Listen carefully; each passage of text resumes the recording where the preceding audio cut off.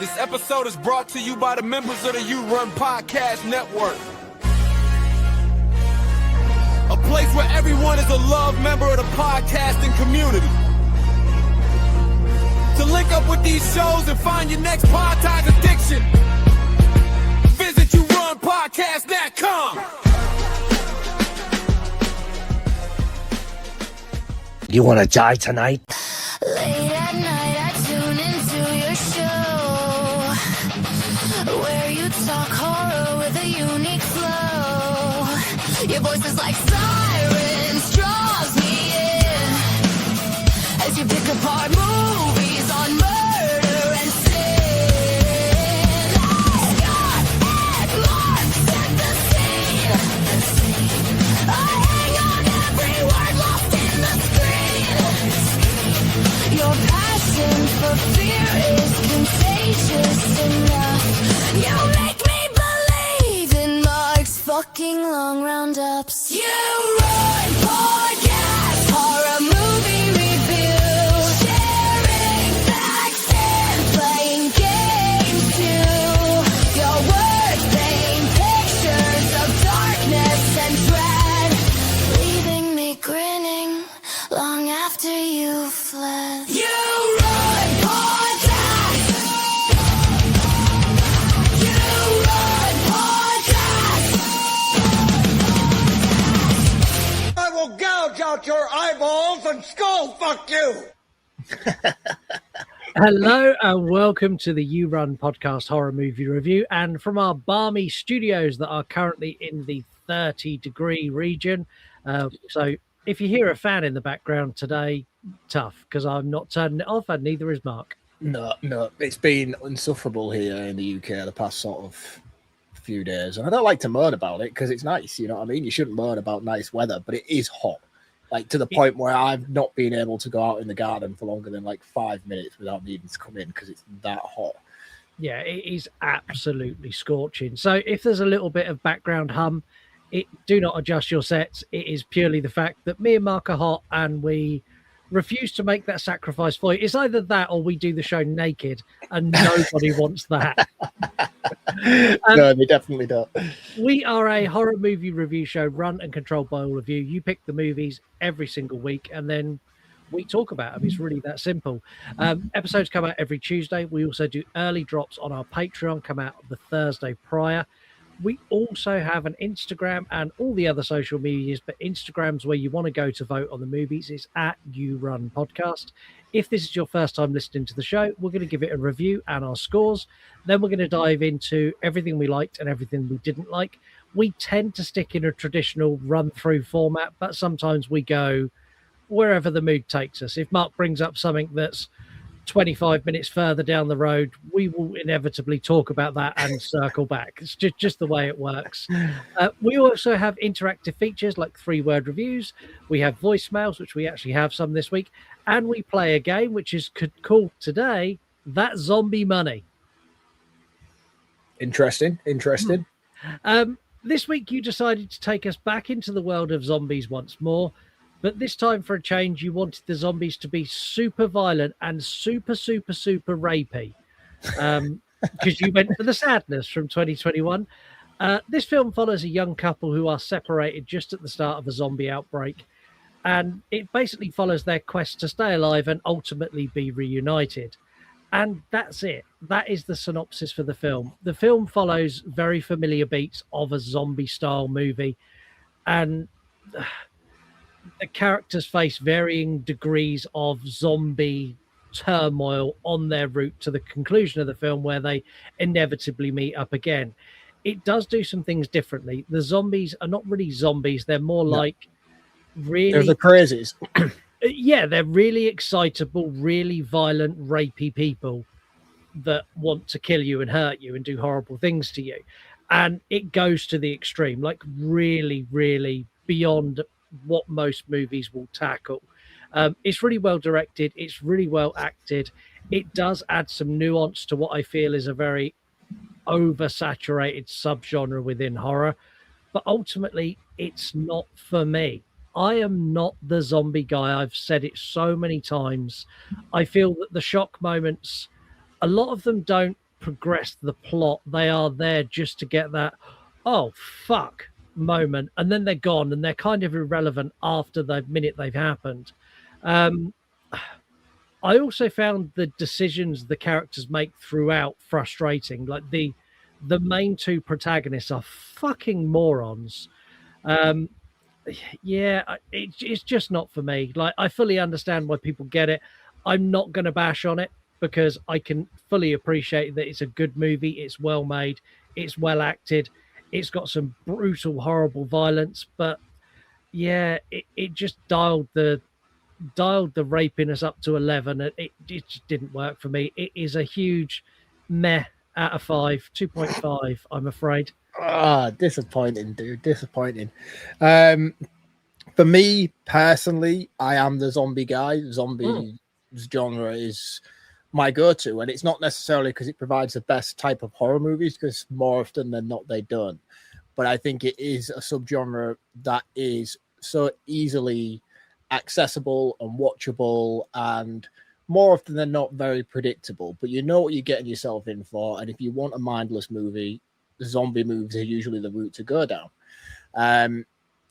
The sadness, however, sort of breaks the mold on that. It's not an easy watch. It's not a very comfortable viewing experience. Some of the subject matters that are touched upon within, the violence is really excessive in many ways. But it's all shot exceptionally well. It's all acted exceptionally well. The practical effects are flawless throughout, in my opinion. There isn't a single moment throughout this movie where I second guess anything or question it or, oh, that looks a bit wonky. And considering some of the stuff they do with the effects work in this film, I think that's a really impressive feat. Yeah. Some of the issues you mentioned upon about the characters being a little bit clunky in the decisions that they make, I think it's just more a reality than anything else. These are just two normal people trying to survive a terrible, unprecedented situation that nobody knew was coming. And I think they try their best to try and navigate it. And in a way that they do, yeah, more often than not, they make some clunky decisions along the way. But I think that's just realistic to what it would be like for a lot of people had this happen. A lot of stupid people. A lot of stupid people would, but you and me would not make the same mistakes these fuckers made. But we spend every week in here for like 4 hours talking horror movies and how to survive them. So I think we're a little bit more experienced than most. Fair point. So, and again, I really love the virus itself. I like the unpredictability of it. I like the fact that it's not necessarily passed on by biting and fluids like most of them are. There's a long segment explaining how it's an airborne virus. Some people are just affected by it in certain ways than others. It can turn at any moment. And I think that adds a real sense of sort of edge of your seat regarding what this virus is capable of doing. Without talking too much about the infection itself, the way they actually act as zombies is very refreshing for this genre. I think as someone who's not really big on SA in horror movies and stuff, I really don't like to see it. I think when it's done in a way like it is in this movie, where it's not real world events, we're not talking like I spit on your grave and that kind of sexual revenge plot. It's a zombie movie, and yes, it's not nice, and yes, it's uncomfortable, but there's only really one particular scene that's harrowing. The rest of it's more dialogue than it is anything else. It's suggestive. There is a few. There's the one scene which is obviously the eyeball scene. There's something in my eye scene. But you've also got the wild ass zombie orgy, full on fucking orgy in the hospital. But that's all participating. They're all volunteering for that. But you also have the guy early on in like the back alley who gets like wrangled down by zombies, pinned down and anally raped. Like that. I think there's a bloke who gets anally raped on the train as well. Actually, that's a little bit rough. But again, like I say, I think because of the intent of the virus itself, I'm okay with it. You know what I mean? I feel like it's a purposeful justification. And in many ways, the virus itself is bringing out the darkness in a lot of people. And I think sexual assault sort of stuff is one of the things that would be a top priority on majority of people's list when you're turned the way you are in this. You know, it's that lust and that need and that drive. And I can't wait to tell you all about the director and his other business, because that will probably change some of your views on what you're saying now. But I'm going to save it. Yeah, save it. So I think for me, like, that kind of way that this is done is justifiable, in my opinion, because of the content of the movie itself. I think it works well. I don't think it's, like I say, when it's human on human interaction, it's very harrowing, it's very horrible to watch. But I think in this situation, I for some reason, I'm just not bothered by it, you know. And I'm someone who always speaks out on this show of, like, I don't think it has a place in horror. I really hate to see it. I can't watch it. However, for some reason with this movie, I just wasn't affected by it. You heard it here first. Zombie rape is okay. Zombie rape is safe. But yeah, so I mean, we'll dive more into it because there's a lot of stuff I want to talk about with this movie. But for me, I'm going to go straight on it and just say this is a 5 out of 5 movie. It's a refreshing need to the horror genre, specifically the zombie genre. Give me the sequel, man. We've been waiting years now. Where is it? Well, maybe the director's just too. I think they have announced a sequel. I'm sure they did, like a year after this came out. I think they did, but I don't think it went anywhere because this got within the horror community. This got very, very praised. General audiences were like, "Oh, what the fuck is this?" And I think that may have delayed things a bit because if you go and look at the reviews for it, I did this week. There is a lot of general audiences, 1 star, 2 star, no star.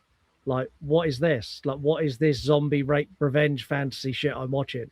Like, it got a lot of backlash as well. So, don't get me wrong, I would watch a sequel to this. I'd probably come out in the same place. But again, that's nothing against the movie. It's just, it's not for me. It's not my movie. No, that's absolutely fine. We've always spoke about it. Possession movies are not my movies, and that's not to say they're bad movies. I just don't like them. Whereas you are a massive fan. You know, exactly it's that. To have conflicting opinions when we're doing this show, and you know, I'm always a zombie guy. You're always a possession guy, and you're the one who has to try and wrangle me around and make me understand why it's a good movie. And hopefully, I can do that for you tonight. Mate, this week is a hard sell. It's a fucking hard sell. I know.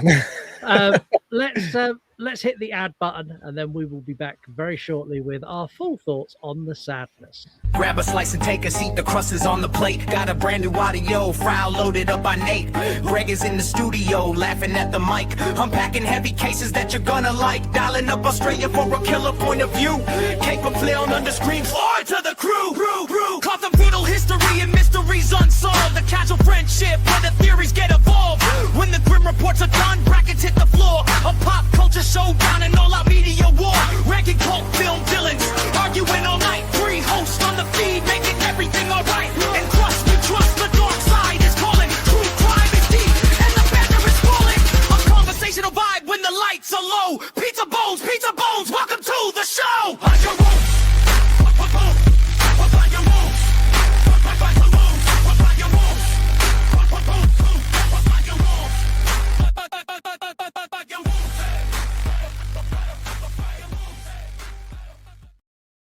So head over to yourunpodcast.com, go and check out Pizza Bones and all of the other members of the You Run Podcast Network. Next week, we're actually joined by one of the hosts of Pizza Bones, so you're going to get a bigger insight to them as well.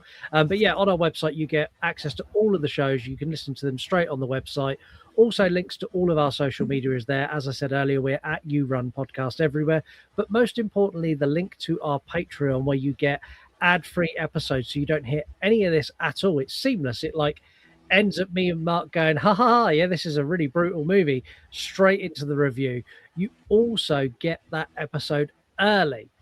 You can also get exclusive episodes and early release YouTube drops and additional shows like You Run Extra, where me and Mark talk about things like Lord of the Rings and what we done this week, and we bitch about our wives, and we generally give you a insight into us away from horror movie reviews.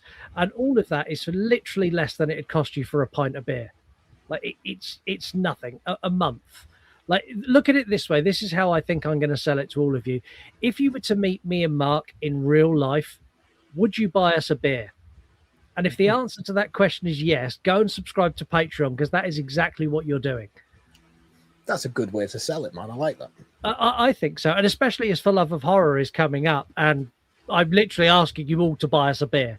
That's what I'm doing right now. Buy us a beer at For Love of Horror. So I'm hyped for Love of Horror this year. It's going to be good. It's going to be a good year. You're coming back again this year because you sacked me off last year, so it's going to be a good year this year.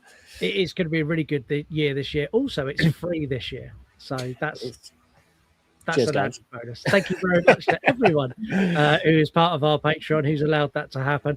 Also, the other thing you can do for us is rate and review us wherever you can. So that's Apple Podcasts, Spotify, anywhere there is an option to leave us a star rating. Leave us 5 stars. Like if you listen to this and you're like, they're all right. Just don't bother. Like, don't leave us a 3-star. Don't leave us a 1-star. If you really like us, review us. If you're not really like enjoying what you're listening to, go listen to something else. Go to yourunpodcast.com, listen to one of the other 18 shows there, and you will find something you like and give them a 5-star review. And that is the end of our advertisement. But I'm going to have to play a sound drop because my voice has gone all funny. This one. Zombie killing spree. Also, I wanted to ask you, do you recognize this sound? Isn't that the dude with the bell from Breaking Bad? Ding, ding, ding, ding, ding, ding. It's not. Everyone listening, call in and tell Mark what that is. There is literally... Well, it's just a bell like you get on the hotel reception, really. There's a little pop before. The pop noise. Yeah. Is that what separates it from the rest, is it? It is, yeah. Call in and let Mark know what that is.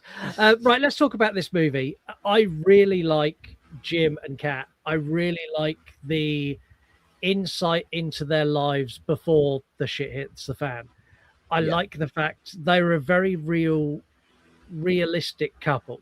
Like, she's taken some time off work and he's like, oh shit, well, I've just told my friend I'm going to do this advertising job because it's a load of money. She's like, but I'm on holiday. And he's very much like, oh shit, can you not try it? Like, I buy their dynamic. I think they work very well in this opening bit as a couple. Especially, I think sometimes with a lot of couples like this, they can shove it down your throat that how great their relationship is. That by the time it comes to the action sections of the movie where you've got to fight for your love, you kind of like your relationship bullshit anyway. So I'm not really buying into this, but the authenticity of the two of them from the off makes it believable throughout that he would go to the lengths he goes to reignite his meeting. Yeah, and it's the fact that they don't have a perfect relationship, and like he takes her to the train station, and like even in that journey, like the goodbye and stuff, it's not like, oh, I love you, I'll see you later. It's like, right, bye, see you later. It's realistic. It's exactly what would happen if you've had an argument at home and you dropped your wife off somewhere. She'll be like, yeah, talk to you later, motherfucker. And then as soon as you've turned your back, you get an instant text message that's about 15 pages long of why you're in knobhead. Yeah, exactly that. And then if you're anything like me, you ignore that message till you get another one and then go, I probably should reply now. No, you see, I don't. I'm very stubborn and never reply. Never reply. You can never engage in an argument over text. That is a motto I live my life by, and I shall tell you for why. One, because it doesn't translate very well. So if you're saying something in a humorous way, it doesn't read. They might not be reading it the same way you intend it to be. And you can get yourself in so much more trouble if you wanted to. So I don't engage in text message bickering. It's a lesson I've learned. It's a lesson you should all follow, by the way. My favorite, and I've got it saved as one of my gift favorites that I send to Lisa a lot, is Dr. Evil, where he goes, right. She'll send me War and Peace, and I'll just send back Dr. Evil going, right. And then I get nothing because she's stropped then, and I know she's going to brood on it, and then I'll get it later. But that's normally a good way of like stopping that argument. It's almost like a pause button. I'm going to be extra sarcastic, and then you can give it to me later.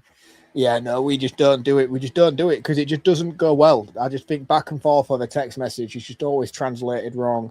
So I always have if you can't talk to me in person like an adult, don't talk to me at all. And then that's kind of how we leave it. Yeah, which works.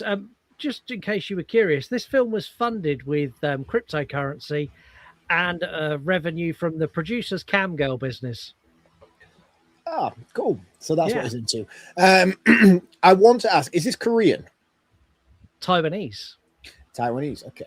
Because Koreans do make the best zombie horror movies. Who's the guy who did Train to Busan? I can never think of his name, but yeah, I know who you mean. I can't. But the trailer for his new zombie movie is coming out. Just come out, sorry, and I think it's released in August. Dude, it looks fucking incredible. If you get the opportunity to go watch it after this, go and check it out. It looks so good, man. Yeah, and a sequel, anything that the guy from Train to Busan done, I really like that. I prefer that. Yeah, to this. the Peninsula, the sequel, that was shit. Dog shit, yeah, really Yeah, bad. they have that big Fast and Furious race at the end, man. It was the most stupidest thing I've ever seen.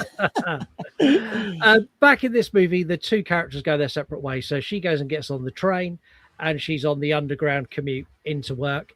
And Jim kind of makes his way back to the house, and he stops at a cafe. Earlier, he saw a lady, weird zombie lady, stood on a roof staring at him, and it's kind of like just an Easter egg of like, oh, there's something going on. And he also looks on his phone, and he gets like people talking about the virus and whether it's I love all this though, because it's very Shaun of the Dead-esque. You know, like the foreshadowing of it all. He saw the woman on the roof. Sean saw the guy by the bus. Yeah, and then you've got the bit where he's driving on the moped, and you know someone's turned, and there's an incident going on at the side of the road, and he slows down to observe it, and then once he finally drops his partner off, like, sorry, I shouldn't have slowed down. You didn't need to see that. But there's a lot of little things like that, and it's all very Shaun of the Dead-y kind of thing. It's like the world's falling apart around them as everybody else is going on about their normal day. Yeah, they do a really good job of it as well. And this cafe scene is like, if you want an indication of what you're in for the rest of this movie, this cafe scene sets the tone. So he's there. The little old lady comes in again. She attacks some bloke and bites like half his face off, and then gets the pot of boiling oil and pours it over herself and like melts her face. I'm like, oh my fucking God. No, it's like, the guy behind the counter's face she melts off. She melts herself. No. It's the guy. It's the waiter. It's the waiter behind. She picks it up and tips it over the waiter, and then she bites Matey's face off. She bites Matey's nose off, and then she goes out there, and Jim's like freaking out, and then she like chases Jim outside, and all of a sudden they all just start coming from buildings around him. Yeah, because then you've got the others that are out there. That like there's some bloke in the street stabbing someone on the floor. There's another one. Someone getting raped, getting anally raped by a group of zombies. The thing is, like, there's one zombie doing it, and there's 4 zombies behind him going, "Woo! Do it! Do it!" And it's unique in that sense, because this is the moment where you're like, "What the fuck?" Like, I do not get this, because you're supposed to be shambling zombies, or you're supposed to be mindless 28 days later zombies, or I don't know any other variant that I can think of off the top of my head right now, but these ones are like communicating with each other. They're interacting, they're conversating, you know, and they're speaking, they're actually talking, and it's like, what the fuck? Yeah, it's a real weird vibe for them. I quite like how they communicate. Again, I just wish they were less rapey. One really interesting thing about this: what percentage of this do you think is CGI? I think there's a couple of sort of like landscape shots from buildings looking out at like smoking things and things like that. I would say it's a very minimal CGI movie. I think less than 1%. Yeah, and I think the only time like the picture you've got in the foreground now, the backdrop now of this episode, it's images like that you see throughout from like various tops of buildings. I wouldn't have said any of the makeup effects and things like that are done digitally. I wouldn't have said any of the kill sequences are done digitally.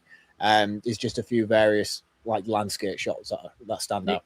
Exactly that. Like everything in this is practical, and I'm going to praise the practical effects, because as gross as they are, and man, they are disgusting, they look the bollocks. They really do. The subway, like Jim escapes, he gets away from this and he heads back to his apartment. This is cool as well. It jumps around a bit. Do you want to do Jim's apartment before we go We'll back do to the Jim's subway? apartment first, because I feel like it's very much fluid with this scene. So like Jim obviously escapes. He's running away, which was weird because he left his moped at the cafe, but then later on he's on his moped, and that's a different conversation. Bad decision. Like his moped's there. He looks at it and he goes, "Nah, fuck it," and runs down the alleyway. I'm like, you're a dickhead. But it does show that the cafe is literally at the bottom floor of his apartment building, because he runs down the alleyway through a door and up a staircase, and he's back in his apartment. So I can only assume that the cafe is on the ground floor. But back in his apartment, you can see he's instantly like shit, because the first thing he does is go to the fridge and get a beer, which I like. I was like, fair play, Jim. I probably would do the same. That's the only good decision he makes in the entire movie. Maybe that was a wrong decision, which is why the rest of the movie went badly for him.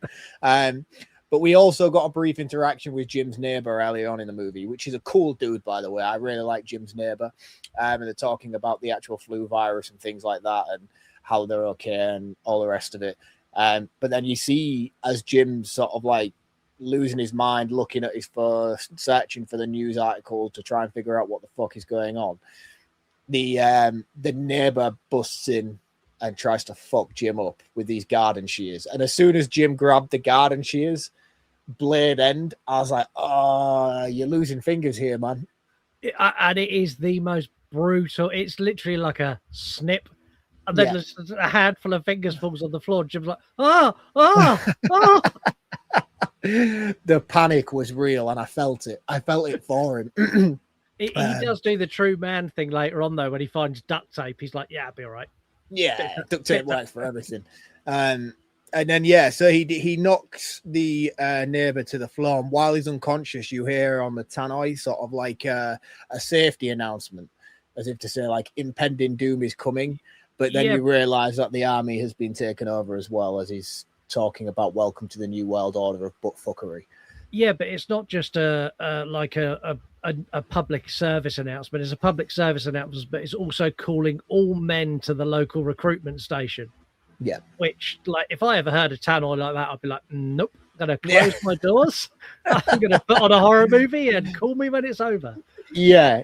So, and then again, it's as the public service announcement goes on, you soon realize that they have been taken over too. And it's a very, very scary message as well. Like, for everybody who's listening, wondering what the hell is going on with the world, to hear this played out throughout your towns and cities, saying that you're all fucked is terrifying. You're all fucked, but we're going to try and unfuck you. So if every single man could come to the recruitment station and get armed, we might be all right, but it's unlikely. But we're trying. Like, no, but the thing is, like, they're already zombies, because they're talking like the guy on the tannoy starts laughing and he's like, we're gonna fuck you all. Rah, rah, rah, rah. This is a new world order.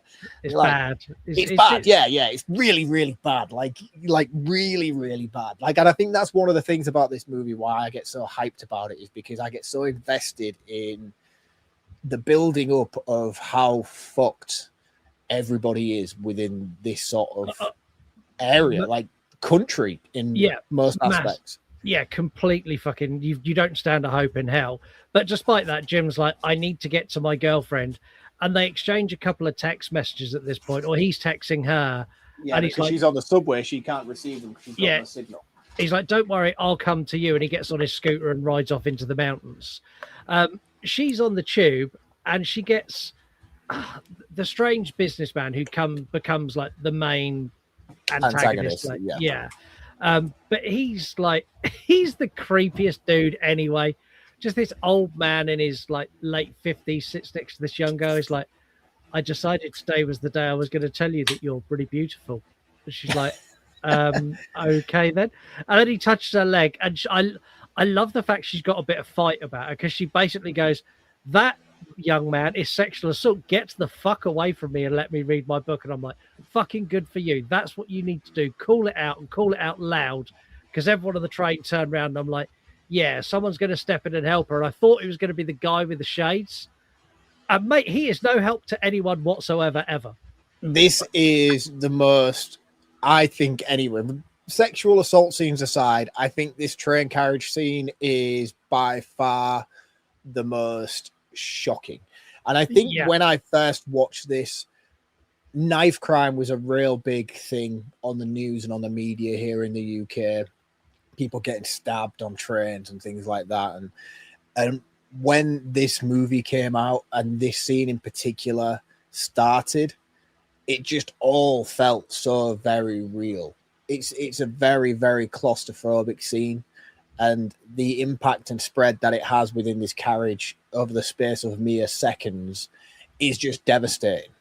Yeah, it is absolute carnage. So he stabs someone, then he stabs someone else, then someone he stabbed turns, and then they stab someone, and then someone else stabs someone, and like this girl's like, oh fuck, and then the businessman turns, and he stabs the. I don't want to call her fat because she's not fat. How would you describe larger lady? The plump girl. Yeah, he calls her much worse, and he stabs her in the eye with his umbrella, and I'm like, oh, that's the worst thing I could possibly imagine going in an eye, and I was completely wrong. Like, I just assumed she was dead at this point. I'll be honest with you, because that looks like it would kill. Like it went in to the point where I was like, surely that's like touching brain. Yeah, it's disgusting, and they show it as well, and like Kat manages to get this other girl off the train, and they kind of try and work their way through the station, and they bump into this other guy, and like he's a big dude. This guy they bump into, he looks like he's been like roid rage. He's a prime candidate for roid rage, the size of him. Yeah, and they're like, oh, this man, he's chasing us. And the old man walks around the corner. He's like, motherfucker, I'm gonna fuck you up. And the old man's like, oh, did I mention I have an axe? Die. He's like he bites his nose off first. It's another nose biting scene within the space of 10 minutes. Like he steps to like the businessman, like a big dude as well, like the biggest Asian I think I've ever seen. And then like he just bites his nose off. The dude's like melting on the floor holding his face, and he sees like one of the fire axes. He's like, shh, just smashes him with a fire axe. I'm like, oh, so this is your weapon of choice for the rest of this movie. And he wields an axe, probably the second best I've ever seen wielded in a movie. Jack Nicholson takes number one spot. This guy is a close second. I would agree with that statement. Brutal. The girls manage to get up to the escape, and the security guard who tries dropping the shutter as they're running, I'm like, you fucking arsehole. Yeah. He deserves what he got. I love when they first get out, like Kat has a go at him, and the girl who's like her eyes falling out, she just punches him straight in the mouth. I'm like, yes, that is exactly how you treat that sort of awful behavior. Yeah, definitely. And he's a terrible character, not because there's anything necessarily malice about him. He's just a weak individual. Like you find out like he was supposed to lock the building down and spare no innocence or anything like that. Like regardless of who you hear or who you see coming, shut this building down. And even again, like they go to the hospital, and when shit hits the fan there, he's always the first to hide behind curtains and run away and leave young women and vulnerable people to save his own skin. Yeah, I really don't like him. I know that's why he's there. You're not meant to like him, but at one point I thought, like when they get to the hospital and he like lends Kat his phone, I thought there might have been a redemption arc, but there's just not. He's just an irredeemable bad human being. Yeah. I also like when he hands his phone to Kat and she unlocks it. There's just a picture of an anime woman with massive tits. Like the most uncomfortable screensaver in the world to hand your phone to a woman. Yeah, he clearly lives at home with his mother. He does, watching anime and hentai porn. Yeah, that's where he is. Back with our good buddy Jim, who's gone up the mountain and realised he can't get through the tunnel, which is like the shortcut through. So he has to go around. But he sees a group of lads, I mean, brutally beating another guy. They wrap barbed wire around a post and lift him up and run him into it groin first. And I was like, oh, this is the worst thing ever. And Jim does, again, terrible decision in the situation he's in, but he decides to jump in. He does a good job, though. He does a good job of standing up for him. He does. He fucks one of them up quite badly, and then they like run away. And then he rolls the bloke over on the floor. And the bloke's like, why did you make him stop? I was about to come. And I'm like, oh, this is just so wrong. Why are you all so fucking... Why? Yeah. It's rough, and you learn that he's obviously turned, and like he's part of it. He's invested and was enjoying his moment of sexual relief. It's just bad.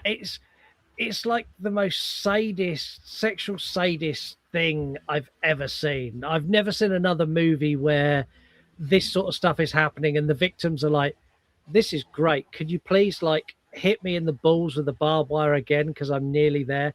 I've never seen that in any other horror movie, and I don't know if I want to see it again, but it's definitely unique. It was extremely unique. Yeah, it was.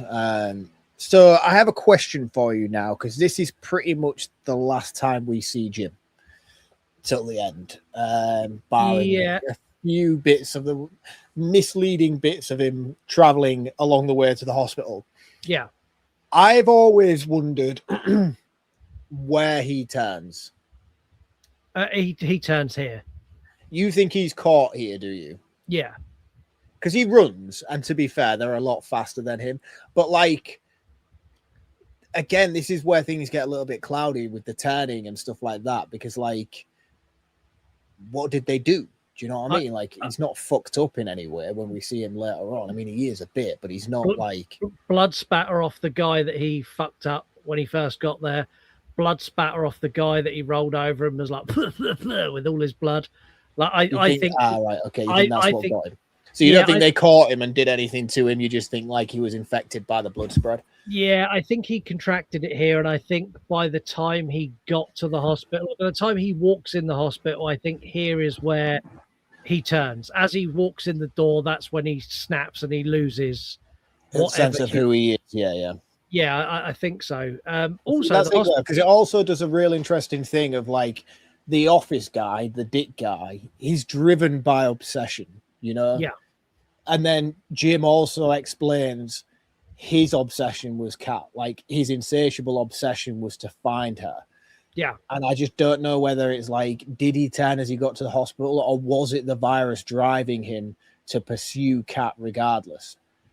See, I think it was the virus driving him regardless, because I think it was him wanting to get to his girlfriend till after he got infected on the mountain pass. And then after that, it was the virus going, do you know what? That's a really good idea. We will go find her, but we're not going to give her a cuddle when we get there. Instead, we're going to do some horrible shit. I think he says, I'm going to fuck you to death when he finally sees her, which is horrible to hear from your loved one. It's not what you want. However, if I'm ever going to go, that's how I want to go. Just for the record. I really want to be the old guy that goes mid-coitus and just goes, oh! And ideally, waiting for a moment to savor it. No, and ideally, I want to be on top and then collapse on top of the person, so they then have to not only deal with it but get me off as well. Oh yeah, always thinking about others. I see. Yeah, but I'm just thinking of like, if I'm going to traumatize someone in that way, we're going to do it to the nth degree, because I'm going to be big and fat and old by then, and like I'm going to be difficult to move. Like I really want to make a meal of it. Go out with style. See, I don't think it is. I think that would be bragging rights. I don't know how conversations flow with women, but I would be like, I killed a man once. You know, it was that good. The set, the hospital and the subway look real, don't they? At no point did I ever think that they weren't real. No. So due to the pandemic, when this was filmed, they weren't allowed access to the subway or to any hospital spaces to film. So both of those are built sets on a soundstage. In hindsight, I would have guessed that with the hospital, because barring the reception and the top floor, which we eventually get to, there isn't a lot of hospital really to decipher the fact that this is a hospital. Because other than the nurse coming into the reception room and saying everywhere's on lockdown, you can't go anywhere. There's one corridor scene with a wheelchair and a stretcher. Yeah. And then it's the top floor science lab room, which kind of says to me, yeah, this is all kind of being put together a little bit. But saying that, I never thought that when watching the movie. That's only because you're questioning it now that I'm bringing it up. Yeah, it looks great. Like the subway looks like you wouldn't for a second think that's not a subway car. And no. I think the hospital, again, is very reminiscent of what a hospital would be. And I never questioned it. It was only because I found it when I was looking for facts that they were sets, and then found some behind the scenes photos. And I'm like, holy shit. Wow. You've done a really good job there. The hospital itself, I think, is really, really good. I love the moment when they first get in there and the nurse checks the girl who's got an umbrella in her eye. She's like, right, we're going to get you seen. And her fear of being separated from Kat, who saved her. Like, again, it's so realistic and genuine that no, I'm not going anywhere without her, because I would be dead if it wasn't for her. shit's going down. She knows how to deal with shit better than me. So we're staying together. And I love that. Almost like she grabs the nurse if say, no, that's not fucking happening. No. Lara Croft is coming with us. Exactly that. It's like, yeah, she's coming with us because she knows what she's doing. The businessman arrives at the hospital. Oh no! First, we get the broadcast from from the president. Or this was cool. If there was a single in the movie that I would criticize at all, it would be this, because it feels very much like a cutaway from a comedy sketch. It's very battle royale. Yes, that's exactly it. It is very battle royale. It feels a bit forced, and I don't know whether they did this for like filler, because I really don't feel like this heightens. No, so you get it doesn't give any trajectory towards the rest of the movie. You get like this emergency broadcast, and you get the general of the army. He's like, "We'll fight them in the beaches. We'll fight them." Like, it's that kind of speech, and we will prevail. And then the president or prime minister, I don't know what they have in Taiwan, he comes on and he's speaking and saying how they're going to deal with it, and they're going to face this threat head on. And then you just see the general's eyes have gone a little bit red, and you're like, "Oh no!" And he just rips the face off the prime minister on live TV. No, he doesn't rip the face off. He grabs him by the throat, makes a threat to everybody down the camera, whips out a grenade, bites a pin out of it, and sticks it down his throat. And the president's head just explodes on camera. But he kind of rips his face off. His head explodes due to a grenade being shoved in his mouth. I will say the explosion of the head was a bit weak. That was one of the practical effects that did soften it, and that's why I have to assume that this was an afterthought in an injected scene, because it feels very separate from the rest of the movie, and it looks cheaply done, like an afterthought. And I just don't think it was a necessary scene. It didn't blend well with the heightened tension of where we're at with the movie anyway. It pulled everything out a little bit. And again, the payoff wasn't worth it because the practical effects were quite weak with the head explosion. Yeah, I think it's the weakest scene. I understand why it's there.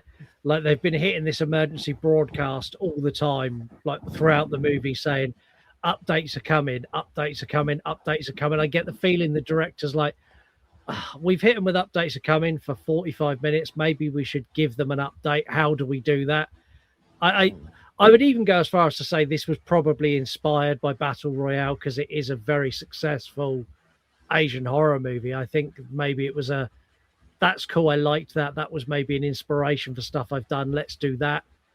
But I didn't hate it. It's just, I didn't hate it, but we're here dissecting it and talking about it. And that's one of the things that I always find on this podcast. People are like, "Oh, you really ripped into that." I'm like, no, I didn't rip into it, because it doesn't bother me when I'm watching the movie. But if I didn't highlight things that I would consider to be an issue and talk about them, then the podcast would be quite boring. It doesn't affect my viewing of this movie. But if I had to discuss a particular point that I found to be the weakest, it would be this scene.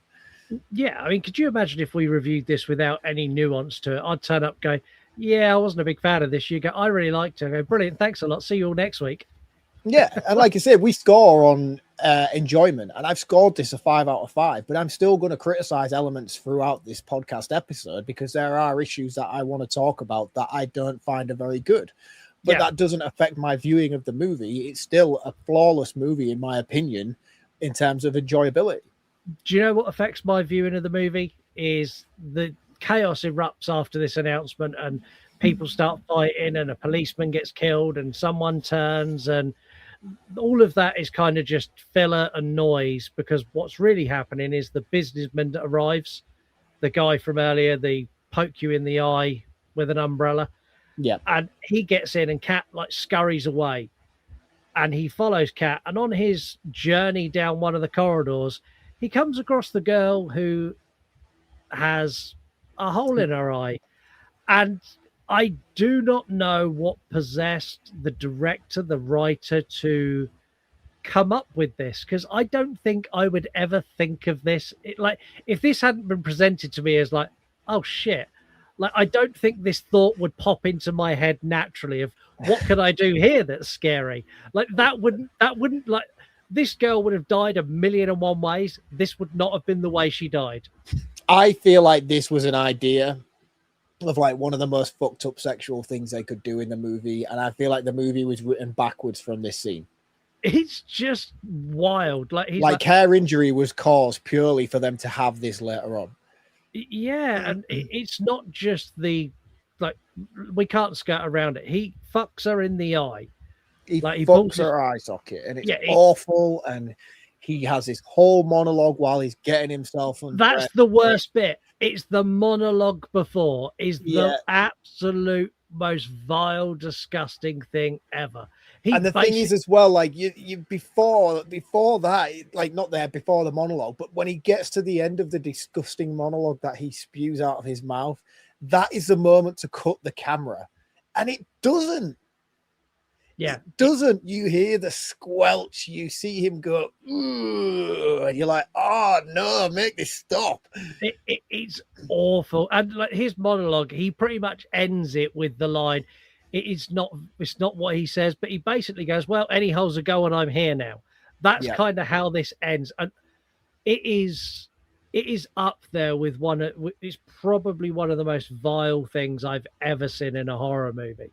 The scream as well. They leave the lingering scream as it cuts to black, and you just hear the scream from her lingering. It's like, oh, this is awful. This is too much. See, I watched this with Lisa, and at this scene, I was expecting her to be like, I'm not watching anymore. I thought she was going to dip out. She watched it and she went, I can't believe I just saw that. I was like, no, it was bad. She went, he skull fucked her and they showed it. I was like, yeah, that's exactly what happened. Yeah, it's bad, man. And I think that's the thing. I think it's one of those scenes that you're just not so necessarily shocked by, even though it is extremely shocking. You're just shocked by the fact that you've seen it and they did it and they went there, you know, and you're like, what the fuck did I just see? And the thing is, they don't even stop there. So you see this, and then as he pulls his pants up and walks further down the corridor, it goes straight into like a full-on fucking zombie orgy on the floor. And I brought that up because I have the most amazing fact. So the infected people that are having an orgy in the hospital hallway are performed by real-life adult performers. And we're actually having sex. This is a real orgy from a company called Swag, which is the largest live pornographic broadcast platform in Asia, known as the OnlyFans of the East. It's based in Taiwan, where unlike China and Hong Kong and Singapore, adult film content is allowed. Now, to make this even better, this is the producer's company. Amazing. So the producer and the director between them run and manage a live adult sex site that has live porn streaming. And they decided, what a great way to do a bit of cross-marketing. We're going to stick some live adult performers, get them all bloodied up and naked, and let them have sex.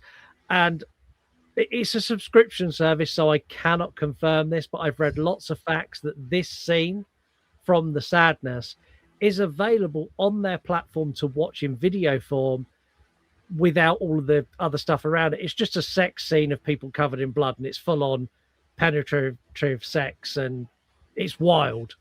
I need to check your bank account details, my friend, and make sure that there's nothing on there suspicious. I genuinely haven't seen it. Like, if anyone wants to go and look at it, like, please let me know. It's called Swag. And it's the OnlyFans of the East. So yeah, okay. that's another wild thing in this movie. So when the businessman is walking past, that is a real people actually fucking on the floor next to him moment. He does such a great job to keep looking forward. Yeah, I feel like there's edits of that and multiple takes because there is no way you are walking through that in a one shot. You reckon there's a cut where he walks past and just turns his head like a dog, inquisitive dog? Oh, I reckon there's like 50 takes, and each time the director's like, dude, all you have to do is look forward. And the guy's like, I'm trying, man, I'm trying.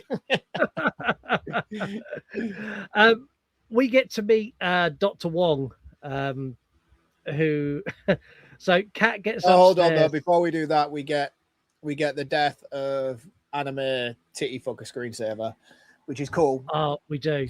because he's hiding under the bed, and I think it's Cat who kills him anyway. Is it not? Yeah. Yeah, zombie Cat comes back and takes him out. So he's like trying to run away and creep away, and Then then not the zombie sex... cat, zombie chubby girl. Cat's Yeah, the yeah, main- sorry, yeah. And the sex orgy people get him and pin him down, and then this is where we see zombie chubby girl. I feel awful calling her that because that's really not nice, but I can't remember her name for the life of me. No, it's really bad. I make apologies. We don't fat shame in any way, shape, or form. But No, for the context of this, like she's the she's larger a cuddly lady. Yeah. So she comes round. We're getting cancelled. Yeah, it's not. I don't know. We'll just call her the other lady. How's that? Yeah. The other lady comes around the corner and she's fully done in now. And I can't remember what it is she says, but she says something really cool. And then she gets on like one of those, like, do you know them skull cutter drills?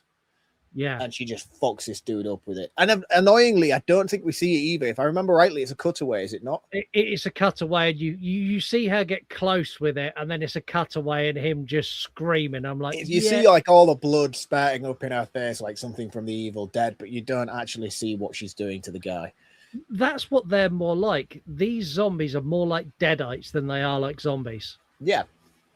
Like that's the level of violence and sadistic nature they have. They're deadites. Yeah. Very cool Asian deadites.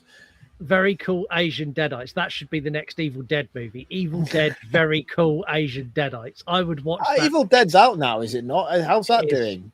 Are people giving it good praise or Mixed reviews. I'm seeing it next weekend. I can't get out this weekend. I'm busy, but yeah, No. next weekend. When are we doing it as a new release? I think we are. Aren't we? We're doing it at the end of August. Okay. Oh, that's good. Thanks. It gives people time to see it anyway. Exactly that. Because what happens when we do a new release? Behind the scenes stuff now. Aren't you lucky? When we do a new release and we do it too early, it gets hardly any listens, and then the movie comes out and it spikes in listeners, and then I find myself in the tricky predicament of, oh shit, I should really be promoting this week's episode, but I can't because I need to go and promote this because this is now what everyone's talking about. It just happened with Obsession. So Yeah. We done Obsession early, and now sort of 2.5 weeks on from that, Obsession's got this massive spike in numbers, and I now find myself going, oh, Does that just come to streaming, does it? yeah, exactly. There you go. We should just wait till it comes to streaming before we record the episodes then. Maybe. So he dies. The businessman gets upstairs and he has this confrontation with Cat. And I love this so much.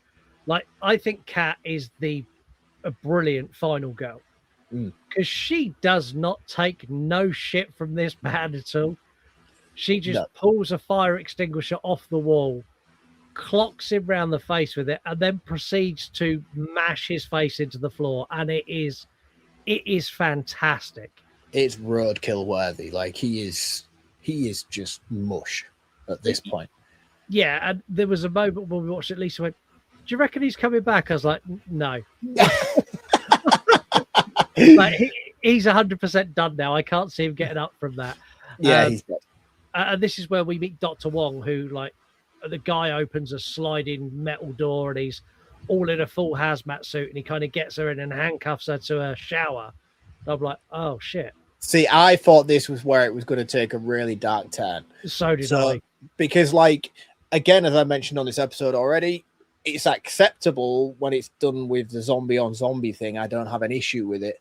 But here I thought it was going to go down the route of showing humans are just as bad. Yeah. You know, and he was going to like keep her and do all this horrible stuff to Kat. And I was like, oh no, like this, no, don't do that. Don't do that. It turns out he's actually an all right dude. He's barring really the not. fact that he kills babies. he kills babies and plans on using Cat as an antidote for the virus. Like, he's in his defense, right? He's a scientist, and those babies were fucked. Let's be honest. I have to agree with what he said and was like, this was better for them. But I think maybe if he'd smothered them all nicely, maybe better for them. But the fact he injected them all with the zombie virus first to see if they would survive or if any of them wouldn't turn, and then he killed them all, made it a lot harder for me. Like that baby screaming in that, like when In the Cat bin, tries, yeah. that is awful. Awful. And then he injects Cat. Which again is bad. Like, and he injects her, and then he handcuffs her up again. He's like, "Well, I'm gonna give you 10 minutes, and if you turn into a zombie, I'm gonna kill you, and I'm gonna go to the roof and get picked up by a helicopter. But if you survive, then we'll both go to the roof and we'll be saved, and then we're basically gonna harvest your blood to save humanity. Aren't you lucky?" And I'm like, no, I'm not lucky. Like. Cat's got a shit deal here. Whatever way this goes for her, it's bad. Yeah, it is. It is bad. It is bad. But yeah, I mean, I don't know. She could have been the savior. You know, she could have had the antidote. She could have been immune to the virus. I don't think for a second she was. I think she's turned. Yeah, I think she's turned as well. But not only that, like even if she was the savior, they're going to harvest her blood. Like they're literally going to blade her, stick her in a vat, suck all her blood out, and make an antidote for it. It's not a good way to go. No, but it's a sacrifice you've got to make. Yeah, Jim has finally reached the hospital now, and Jim's making his way up the stairs. I'll be honest, I watched this earlier in the week. Now I know that the doctor is dragging Cat through the hospital to get to the rooftop escape. I cannot remember how the doctor gets badly hurt. It's Jim that fucks him up, isn't it? Jim kills him, yeah. So the doctor gets attacked by a few others. Yeah. And stab him in the leg, and he's making Cat drag him away and holding her down. Yeah. Cat's going to leave him, and then he tries to attack Cat. Jim turns up. Jim fucks him up. And then Jim turns around and he's like all zombified. Yeah. And Cat runs and locks Jim inside behind a gate so he can't get to her. And then that's when Jim's all like, "I'm going to fuck you to death, bitch." It's bad as well because she's like, "But I love you." And he's like, and you think he's come, you think real Jim's come through zombie Jim. He's like, I really love you too. And I fought through everything to get here. So we could be together and I can fuck you to death, you bitch. He's trying to convince Cat as well that like it's not a bad thing. Like, come join the dark side, Cat. He literally stands there and goes, "I am the happiest I've ever been. Think how happy you'll be when I fuck you to death." And Cat's like, as nice an offer as it is, Jim, I'm going to decline and I'm going to wander up the stairs. So she runs up the stairs as Jim's like screaming like, "No!" But also, as she's leaving, I think at this point they're insinuating that she's turning because a lot of the people just before they turn, they're heavily sweating, and they look really sort of pale and yellowish in the skin, and you start to see that sort of symptoms coming out in Cat as she leaves to go grab the helicopter. And although it doesn't show you, it's almost as if to say, yeah, she gets on the helicopter. The sequel's going to show everybody else's fucking. She doesn't get on the helicopter. Did you not wait for the 3 seconds after after that door closes behind her? No. You hear a gunshot. Just one single gunshot. So you don't know whether she's been shot or Jim's been shot or who's been shot, but someone's been shot. I'm guessing Cat went out onto the roof and they went, "You're not Dr. Wong." Bang. Fly yeah, away. I would have said so. Yeah, that's a good way to think about it. I didn't hear the gunshot, to be honest with you, but I would have said she was dead anyway. And if the sequel did come and excluded the gunshot, I would say it would start with her getting on the helicopter, arriving at a safe haven, and then causing the infection to spread. Yeah, exactly that. That's the movie, and as I say, there are elements in here that I've spoken about that I'm like, that's really cool and that's really good and that's great, but for me it's just a zombie movie with extreme violence and rape. And I'm not a fan of zombie movies. I'm not particularly a fan of extreme violence and gore, and I'm definitely not a fan of rape. So as good as it is, visually it's stunning, practical effects are on point. cast, crew, acting, everything is exactly where it should be. But I score on enjoyment. It's a meh 2.5 out of 5.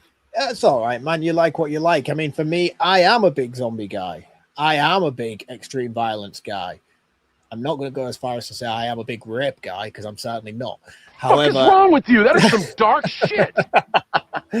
However, this is a movie that I find, you're right, it is a zombie movie on steroids. It's the same beat for beat. It gets from point A to point B, and it's all wrapped up nicely in a bow by the time we get to the end. That's what a zombie movie does, and that's what this zombie movie does. But it does enough unique stuff about it that I think it separates itself from the rest. I'm a big fan of this movie. I really enjoy every rewatch I've had of it. I'm certainly not going to change my score from a 5, because I do think this is a movie worth championing. And for those of you who haven't seen it, I certainly recommend that you do. I would love nothing more than a sequel to this. And I just think sort of like Asian zombie movies are some of the greatest zombie movies that cinema has to offer. And I think this is another one of those that needs putting on that list. I don't think it's as great as Train to Busan by any stretch. That movie is just mind-blowingly creative in its own right. But I feel like there's enough flair about this that it puts it on the same sort of pedestal for me. I think with Train to Busan, it's a very different movie, and I find myself really caring and really investing in the characters. And I'll be honest, as great as Kat and Jim were, I couldn't have give a flying fuck if they died at any point during the movie. I wasn't invested in them as a couple or as individual characters to a point where I'm like, oh no, please don't kill Jim. Oh, please don't kill Kat.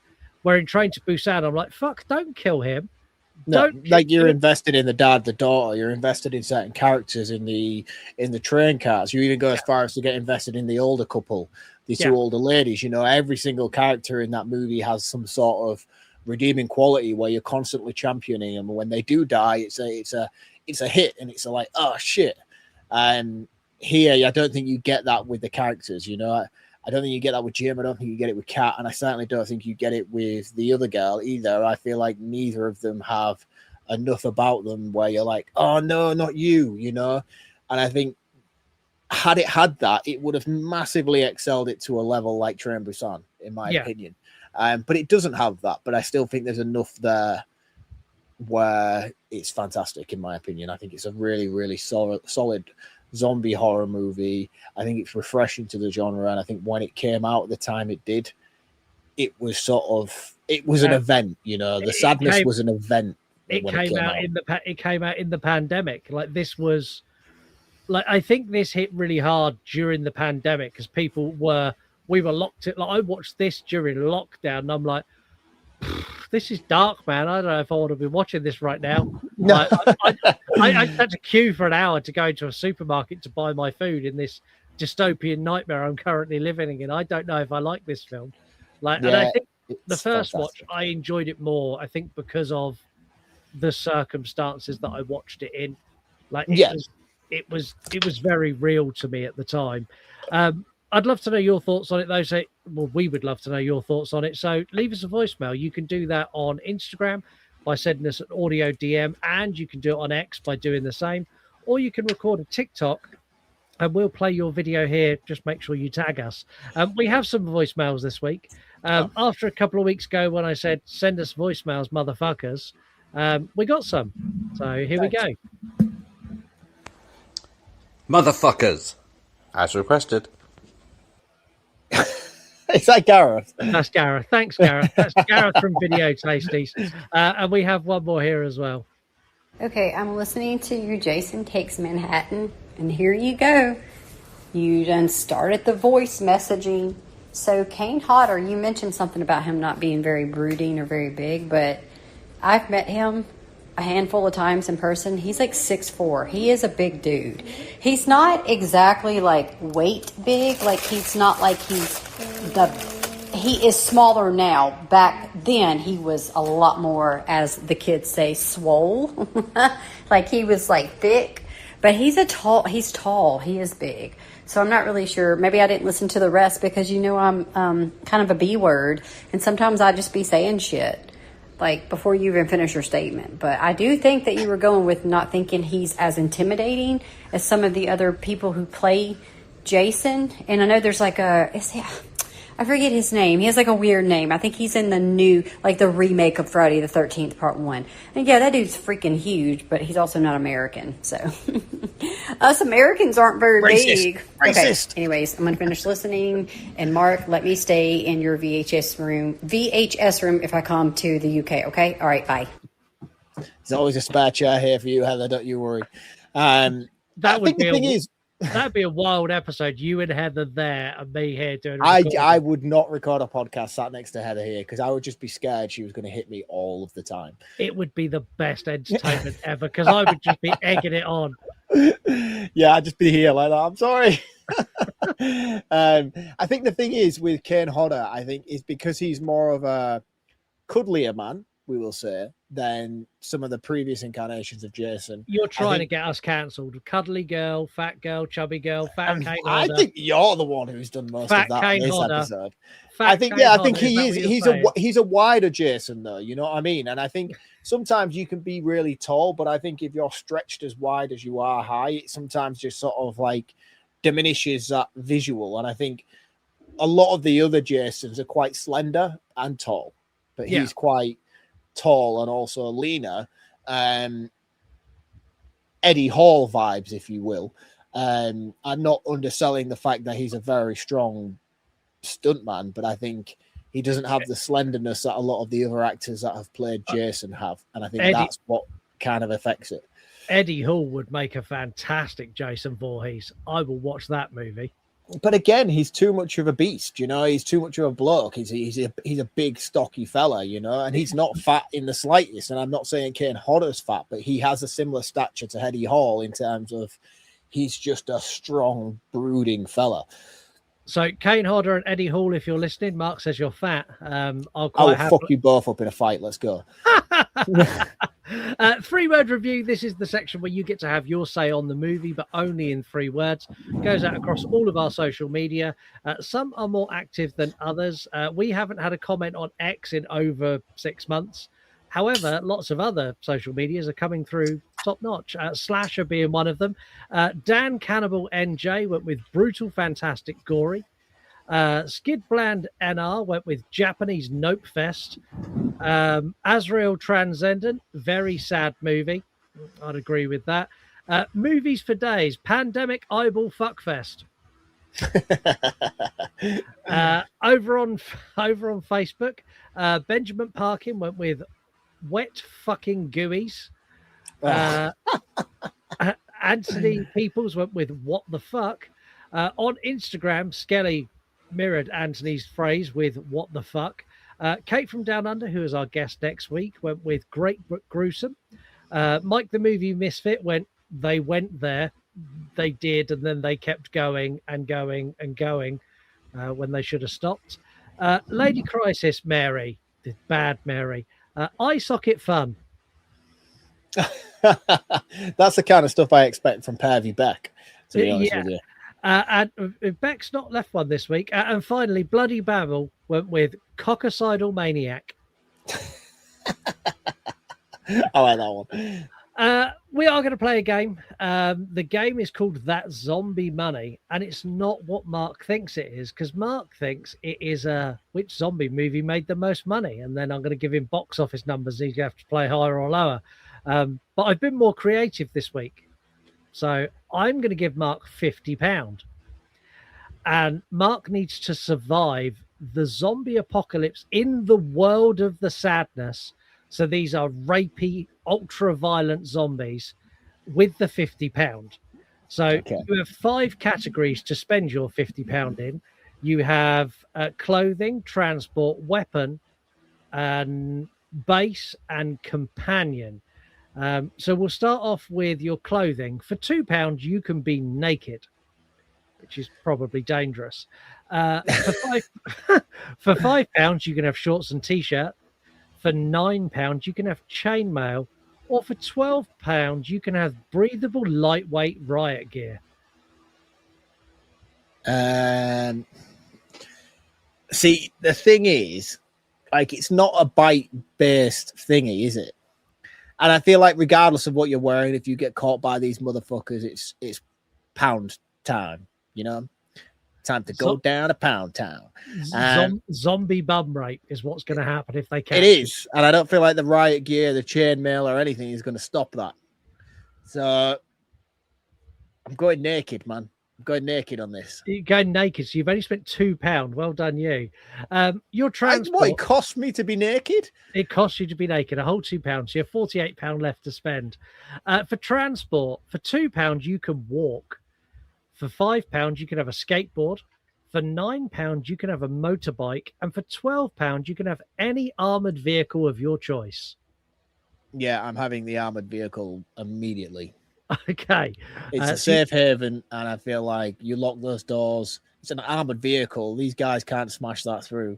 Like, I am safe inside that. I am naked, and I am safe. Naked and alone in an armored vehicle. Speaking of, though, you mentioned skateboard. I bought a skateboard a couple of days ago. Spoiler alert, I used to be quite good at skateboarding when I was in like my teens and stuff. But my daughter's got like quite into scooters and things like that. And she's always getting me to take her to the skate park. And I was like, I'm going to go buy myself a skateboard. So I went and bought like this Tony Hawk skateboard thing from the local town. Shit hot skateboard. Really, really good. I fucked myself up today, dude. It was the first time I took it to the skate park, and I was like, yeah, I'm the cool dad. No, my friend, I am not the cool dad I thought I was. So when I was a kid playing out on the street, we didn't have skate parks. We didn't have ramps, you know what I mean? You're just busting ollies and kick flips and pop shove-its and all the rest of the little tricks that you're learning. Yeah. You try to go downhill on one of those things, your body does not like to go the same way the skateboard goes. So you can come down thinking you've got good momentum, but then when you go back up the other side, it just doesn't feel right. The board went flying. I went ass over face, really banged my elbow. I actually hurt quite a bit, to be honest with you. I'm a bit sad by it. Why was no one there recording that? I don't know, but I think I'm a retired skateboarder now. Right, so moving on to your weapon. For £2, you can have knuckle dusters and get all up close and personal with the rapey zombies. For £5, you can have Lucille from The Walking Dead. For £9, you can have several bladed weapons, including swords, knives, and spears. Or for £12, you can have a submachine gun with unlimited ammo. Oh, fucking hell. I was going to go with the blade option then. I feel like I'd make like a good bladesman. But yeah, unlimited ammo, like unlimited forever. Yeah, I'm forever. Machine gun. Yeah, machine gun. So I'm naked, but I'm in an armored car with unlimited ammo and a submachine gun. Yeah, and you spent £32 with 2 categories remaining. Game over. I'm saving the apocalypse already. Okay. Next one is your base. Because you can't stay in your armored car all the time because it's Why? armored. You get too hot. So you can have. I'm naked. I'm not going to get too hot in there. For £2, you can have a tent. For £5, you can have a shed. For £9, you can have a shipping container. Or for £12, you can have an impenetrable underground base fully stocked with years of supplies and fresh running water. Right. So I have an armored car. Yeah. Or I choose to get out of that and go sleep in a fucking tent. Is that what you're telling me? Yeah. How much money have I got left? So you've spent £32. So I've got £18 left. Yeah. And how much is the impenetrable fortress? £12. I'm buying that. That's mine. So I have an impenetrable fortress, an armored car, yeah, an unlimited ammo, and a submachine gun. But you're naked. Yeah, I'm naked. These are like Grand Theft Auto level cheats. What's going on with this game? You are like the most terrifying person in the zombie apocalypse. I fucking am. Your final thing is your companion. So what have you spent now? You spent £44. Yeah, I've got £6 left. £6 left. So you could have had, I can afford. So for £2, you can have me as your companion, and I have all the same things as you. So I too am naked. And I too have the same. Yeah, right. Okay, you're out. There's no way we can both be naked together. That's just weird. For £5, you may have your family with you. Yeah. For £9, you can have a dog who can sense zombies from a mile away. Or for £12, you could have all of the above. but you don't have 12 or 9 pounds, so it's naked me or your family. You know what? If that dog was £8, my family would be fucked. I'm going with the family, Scott. I'm sorry. I might have been tempted had you been clothed, but the two of us naked fighting apocalypse, it's just weird, man. It's just a weird vibe for me. It's not a vibe I want. And had you picked me, I think I would have bbeen very, very uncomfortable. Excuse me, naked Scott. Would you like to come to my impenetrable fortress where we can be together? No, I'm not down for that at all. Let's do that wonderful thing that Mark loves and all of you love, and I love this one. He's the king of the spool, the lord of the stack. If it's on magnetic tape, there's no turning back. From the floor to the ceiling, he's a mastermind hoarder, keeping analog alive on the edge of the border. Rewind, right under the static flip. It's Marc, VHS from the crypt. Brutality. What up, bitches? So this week, again, The Sadness is not a movie that I own on VHS because it only came out on DVD yesterday. 2021. Is that how old this movie is? Yeah. Shit, dude. Fuck. Like, this is a new release to me, The Sadness. Yeah, it's 5 years old. That is mental. That is mental. So what I like to do on this segment, if I don't own it on VHS or if it came out predating the VHS era, is I like to try and pick a couple of movies out of my selection or one movie that I feel sort of reminisces the vibe and the tone. Obviously, I couldn't necessarily do that with one particular movie this week on The Sadness, so I've opted for two. And I think, in all fairness, I think the perfect candidate to go with it is 28 Days Later. Yeah. And my second selection, if you blended 28 Days Later with House of a Thousand Corpses, you would get The Sadness. You would. Yeah, I that fully works for me. It does. Yeah, I think that works. I think this is a very cool tape. I love this tape. It's a very hard one to buy.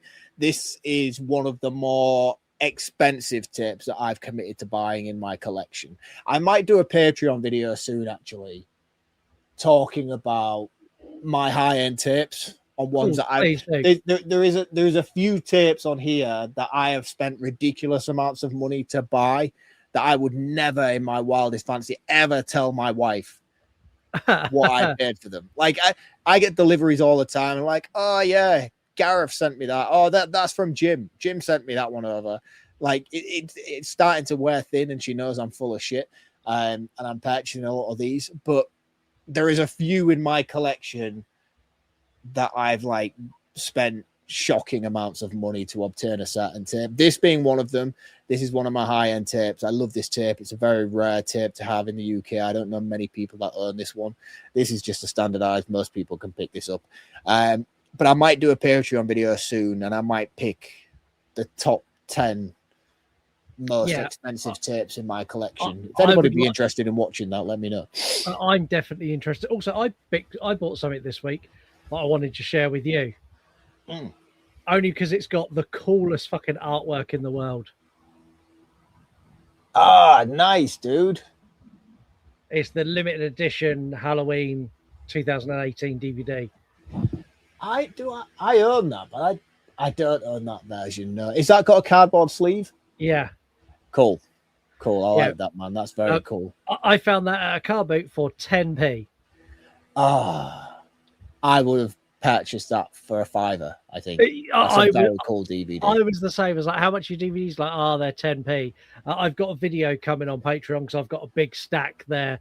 Because when he said 10p, I was at the stall for about 25 minutes, just going, and that one, and that one, and that one, and like, old Jackson would be going, Dad, can we go look at the toys? Like, yeah, in a minute. I'm just filling this massive bag with DVDs. Make sure you go and follow Marc at VHS from the Crypt. He has an absolute smorgasbord of VHS collectibles and other cool shit that he shares. Like, you've started now, like, you do this thing and it really annoys me. It's great and it's amazing for people who follow you. But as someone who knows you personally, it irritates the shit out of me. So you'll show this fucking super cool stack. And then, like, as a side bit, you'll throw in the coolest fucking NECA figure or the coolest piece of memorabilia that everyone's like, I really want that. But you use it as like, oh, this is just there as well as my cool VHS. But you've done it the other day. You've done a stack of Nightmare movies, and then you had like the coolest ass Freddy NECA figure. I'm like, I can show him now. Actually, he's a cool Freddy NECA figure. To be honest with you, I do like that, and I'm not a big NECA guy.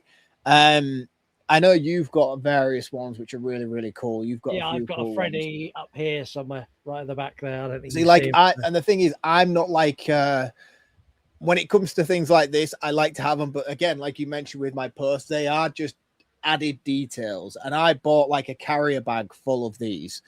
A lot of them don't have all the like. So with this one, I think you can get like various different heads, and you can swap out and change his heads and stuff like that. I've got one for Chucky. I've got a Chucky one up there. That one you can change out the heads to have like the normal good guy doll version. Then you can put the scarred up Chucky head on. Like, I don't have any of the accessories for any of these figures. Like, this was just like a bundled buy that I got on Facebook, and they had a carrier bag full of NECA figures for like 15, 20 quid. I was like, yeah, I'll take those. And I have them as like display pieces. So this one obviously sits with my Nightmare collection. I have a Chucky one that sits up there with my Chucky collection. I have a Pinhead, which is missing the puzzle box, which is annoying, but he sits there with my Hellraiser collection. I think I've got a Xenomorph over here, and I've got Predator, and I've got Leatherface. Oh, and I've got two variants of Pennywise. I've got the Tim Curry version, and I've got the Alice Skarsgård version. Very cool, but again, like, they're worth nothing because they don't have the box, they don't have the accessories. But when I have all my movies lined up on the shelf, like, I know where my Hellraiser movies are because I can see my Pinhead figure there. You know, I know where my Texas movies are because I can see a Leatherface up there on the shelf, you know. So I like them, and it was just on the off buy. I wouldn't go out and actively seek NECA figures and collectibles because I think I'm a grown man. Why do I need toys? But that would heavily say a lot about what I have in this room.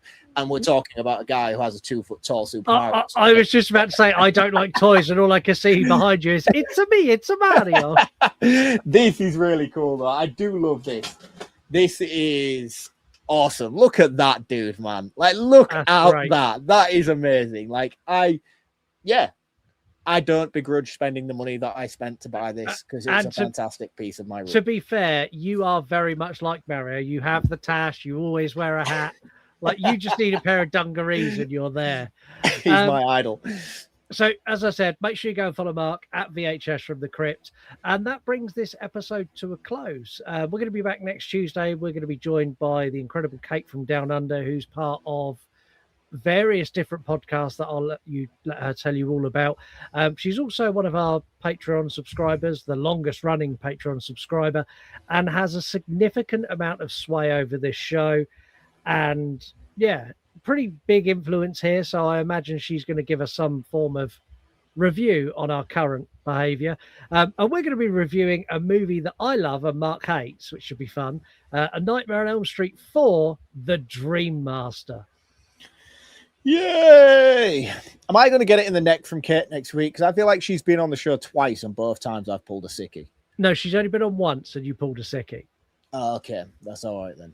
Is it Beck that I've done it to twice or something? Yeah, you've done it to Beck twice. I think you've done it to a couple of people twice.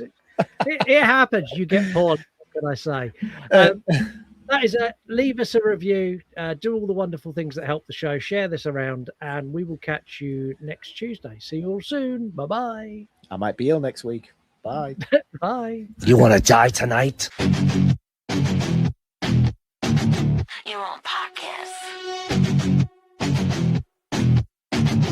You're on podcast. Late at night, I tune into your show where you talk horror with a unique flow. Your voice is like sirens, draws me in as you pick apart movies on murder and sin. Scott and Mark set the scene. I hang on every word, lost in the screen. Your passion for fear is contagious enough. You make me believe in Mark's fucking long round ups.